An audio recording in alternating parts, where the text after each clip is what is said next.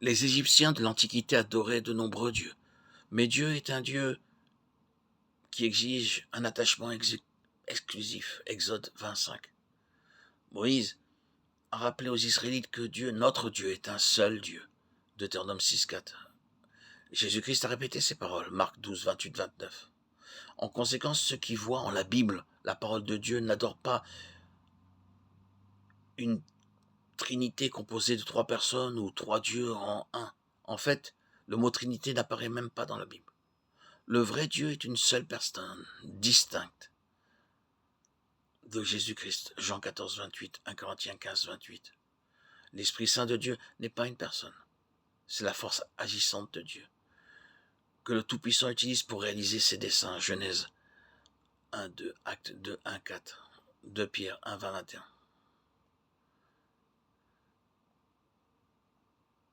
Jésus, l'Esprit Saint et Dieu lui-même sont un et même Dieu. Ne pensez-vous pas qu'un Dieu aussi merveilleux que Dieu mérite votre adoration?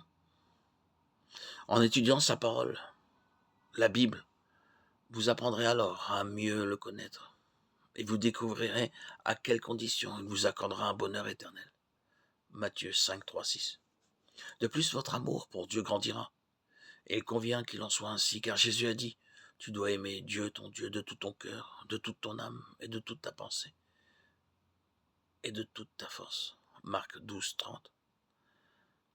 Jésus éprouvait manifestement un tel amour pour Dieu.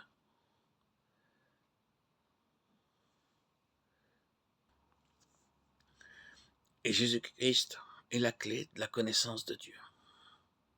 Comme il nous l'annonce de nombreuses fois dans la Bible, je suis le chemin, la vérité et la vie.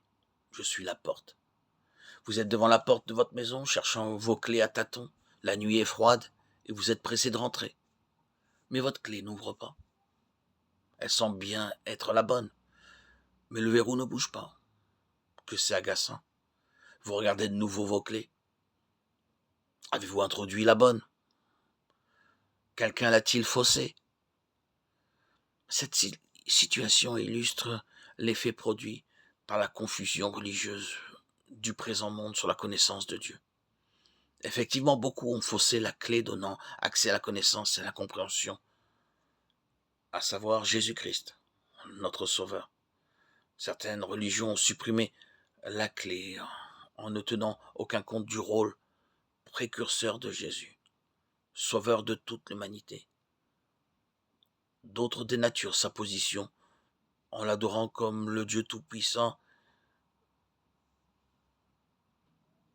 et oubliant qu'il a subi les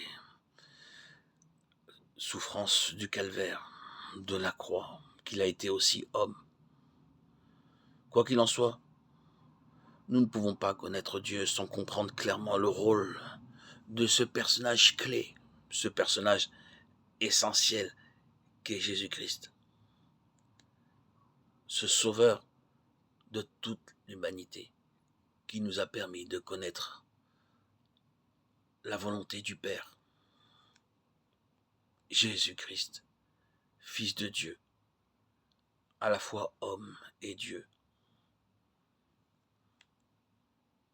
en communion avec l'Esprit Saint qui est aussi Dieu, coéternel, co-divin.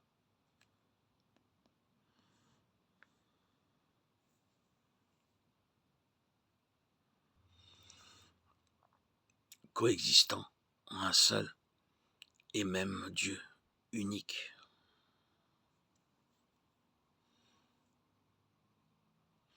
Agissant de 3 manières différentes, en tant que Père, en tant que Fils, en tant que Saint-Esprit.